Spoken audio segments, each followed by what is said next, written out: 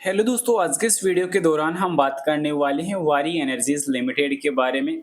So guys, फिलहाल इस company की तरफ से अगर देखा जाए तो मार्केट में जो रिवर्सल हुआ है वो काफी शानदार देखने को मिला है। और इसके बाद मार्केट में जो एक्सपर्ट की राय निकल के आई है इस कंपनी को लेकर वो काफी ज्यादा इम्पोर्टेंट देखने को मिली है।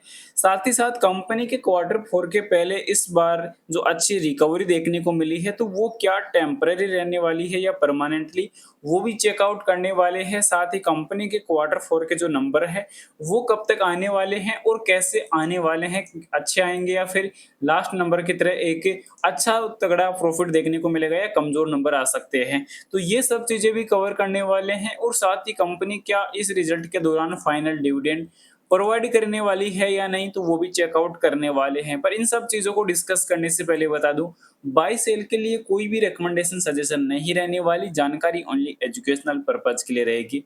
सबसे पहले आज की क्लोजिंग पर अगर हम बात करें तो आज की क्लोजिंग 3423.50 के ऊपर देखने को मिली है, यानी रिवर्स काफी धीरे-धीरे अच्छा होता हुआ नजर आया है। अब पिछले 5 सेशन की अगर हम बात करें तो 7.36% की रिकवरी यानी ₹235 रिकवर हुए हैं। वहीं लास्ट 1 मंथ की अगर बात की जाए तो लास्ट 1 मंथ में इससे भी ज़्यादा रिकवरी नज़र आने वाली है, पौने 23% की। और 6 महीने की अगर बात की जाए तो 6 महीने की गिरावट अब ज़्यादा बची नहीं है। यानी ओवरऑल 6 महीने का कवर काफ़ी तेज़ी से हुआ है और आज भी मार्केट में काफ़ी अच्छी रिकवरी देखने को जो नज़र आई है। लगातार कंपनी को लेकर जो खबरें हैं वो काफी ज्यादा चर्चा में भी देखने को मिल रही है। कंपनी अब एक्सपर्ट की जो राय है वो काफी इंपॉर्टेंट है, क्योंकि जेपी मॉर्गन की क्वालिटी पिक्स में अगर देखा जाए तो प्रीमियर एनर्जी और वारी एनर्जी को शामिल किया गया है, इंडियन ऑयल और हिंदुस्तान जिंक को सूची से बाहर किया गया है। यानी अभी के टाइम जेपी मॉर्गन का इस कंपनी के ऊपर काफी ज्यादा जो फोकस है वो देखने को मिला है, क्योंकि इस कंपनी को लेकर कहीं ना कहीं जो चर्चाएं थी वो अब तेज हो चुकी है। अब यहाँ पे देख सकते हैं कि जेपी मॉर्गन ने यहाँ पे जो इक्विटी स्ट्रेटेजिक स्टॉक में जो बदलाव हुआ है वो काफी इंपॉर्टेंट देखने को मिला है। अब यहाँ पे देख सकते हैं, इधर देखने को मिला कि लॉन्ग पोजीशन के हिसाब से बताया जा रहा है और यहाँ पे शॉर्ट पोजीशन के हिसाब से देखने को मिल रहा है। दोनों तरफ इन्होंने क्लियर किया है, तो इसमें देख सकते हैं कि फिलहाल बेसिक जो देखने को मिला है कि Indian oil corporation, Hitachi energy और एसबीआई को यहाँ पे बाहर कर दिया है।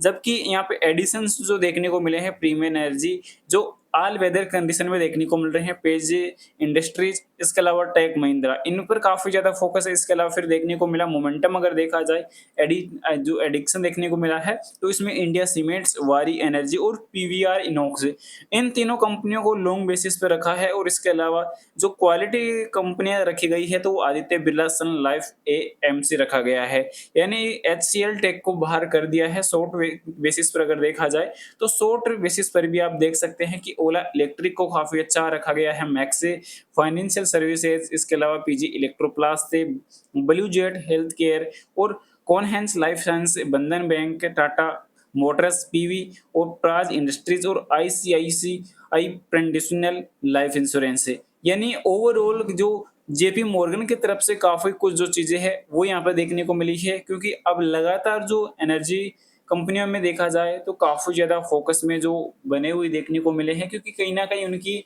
लगातार जो उतार चढ़ाव थे वो काफी स्टेबल हुए हैं, रिकवरी काफी ज्यादा देखने को मिली है। और रिड्यूज रेटिंग रखी गई है इन दोनों कंपनियों के ऊपर भी, यहाँ पे देख सकते हैं वारी एनर्जी पर रिड्यूज एनर्जी रखी गई है 2815 के लक्ष्य के साथ। यानी कि अगर उसमें डेटाबेस में अगर गिरावट अगर देखने को मिलती है तो यहाँ तक देखने को आ सकता है। बाकी और चीजों में बदलाव जो थे वो कहीं ना कहीं काफी अच्छे देखने को मिले हैं और कंपनी के लिए काफी बढ़िया ऐलान भी रहे हैं। पर मेन चीज निकल के आ रही है कि नंबर्स कैसे आ सकते हैं, कब तक आ सकते हैं। इसमें टॉपिक इंपॉर्टेंट रहने वाला, तो आज के सेशन में वॉल्यूम 18,74,718 की निकल के आई है, जो काफी बेहतरीन देखने को मिल रही है।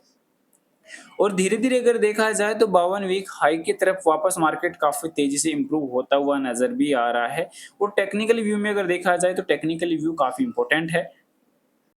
अब यहाँ पे देख सकते हैं कि कंपनी के लिए लगातार काफ़ी ज़्यादा अपॉर्च्युनिटीज़ यहाँ पे निकल के आ रही है। साथ ही साथ वीकनेस अभी के टाइम एक ही देखने को मिल रही है कि लास्ट रिजल्ट के दौरान प्रमोटर्स की होल्डिंग में गिरावट नज़र आई है। कंपनी के फेवर में 15 फक्स देखने को, यानी कि 15 बातें पॉजिटिव है।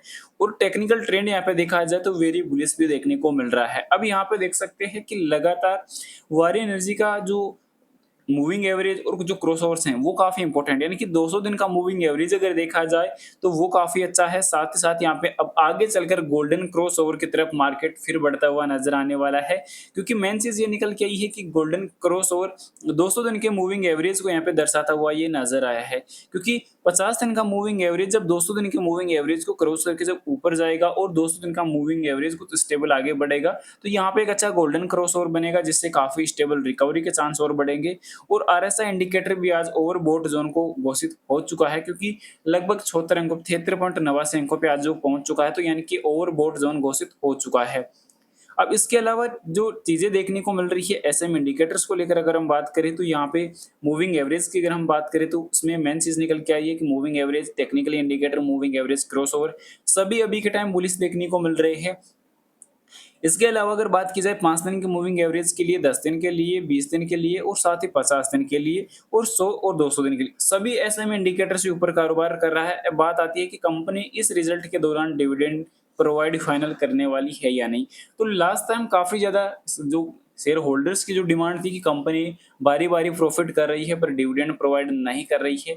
तो कंपनी ने लास्ट टाइम यहाँ पे डिविडेंड की भी अनाउंसमेंट कर दी थी। फिलहाल अभी कंपनी का क्या ऐलान रहता है फाइनल डिविडेंड को लेकर, तो आने वाले कंपनी की जो अपडेट आने वाली है, बोर्ड मीटिंग है, जो बोर्ड बैठक होने वाली है रिजल्ट्स के लिए, तो उसी में कंपनी फाइनल जो डिसीजन है, जो अनाउंसमेंट है वो करने वाली है। अगर बात की जाए कंपनी के एसएसपी को लेकर, तो कंपनी की जो एसएसपी है वो ऑलरेडी आउट हो चुकी है और फिलहाल देख सकते हैं कि कंपनी में एक बार फिर से जो प्रमोटर्स की होल्डिंग है वो कम होती हुई नजर आई है। बाकी यहाँ पे एफआई की होल्डिंग और डीआई की होल्डिंग दोनों बढ़ती हुई नजर आई है, यानी मार्च के जो आंकड़े हैं वो ऑलरेडी आ चुके हैं और काफी तगड़े आंकड़े आए हैं। क्योंकि एफआईडीआई की होल्डिंग इंप्रूव होना ये अपने आप में काफी बड़ी बात रही है और पब्लिक डाउन हुई है, ये एक पॉजिटिव वे और पॉजिटिव पॉइंट यहाँ पे देखने को मिला है, जिससे कहीं ना कहीं मार्केट में फिर एक अच्छी रिकवरी की तरफ यहाँ पे मार्केट स्टेबल रिकवर करता हुआ नजर आ सकता है। सेकेंडरी चीज अगर देखा जाए तो कंपनी का जो कैश फ्लो है वो भी काफी इंपॉर्टेंट देखने को मिल रहा है और यहाँ पे कंपनी की जो बैलेंस शीट है वो आगे चलकर जैसे ही अपडेट होगी तो काफी कुछ जो चीजें हैं वो निकल के सामने आएगी, जो काफी पॉजिटिव वे में नजर आएगी। अब मेन बात निकल के आती है कि कंपनी के लास्ट टाइम जो नंबर्स में प्रॉफिट निकल के आया था 1107 करोड़ का। अब 1107 करोड़ का प्रॉफिट क्वार्टर 3 के दौरान देखने को मिला था, जो मोस्ट प्रॉफिटेबल नंबर क्वार्टर 3 का निकला था।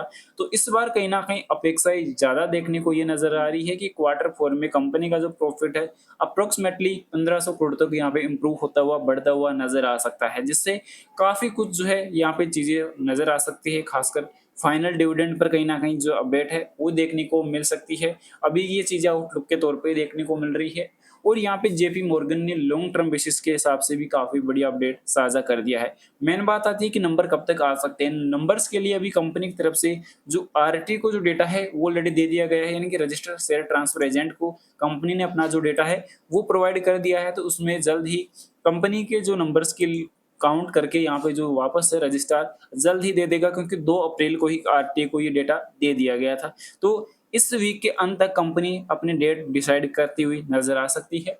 फिलहाल बता दूं बाय सेल के लिए कोई भी रिकमेंडेशन सजेशन नहीं रहने वाली, जानकारी ओनली एजुकेशनल पर्पज के लिए रहेगी। वीडियो पसंद आए तो लाइक और चैनल को सब्सक्राइब जरूर से करें। Thanks for watching this my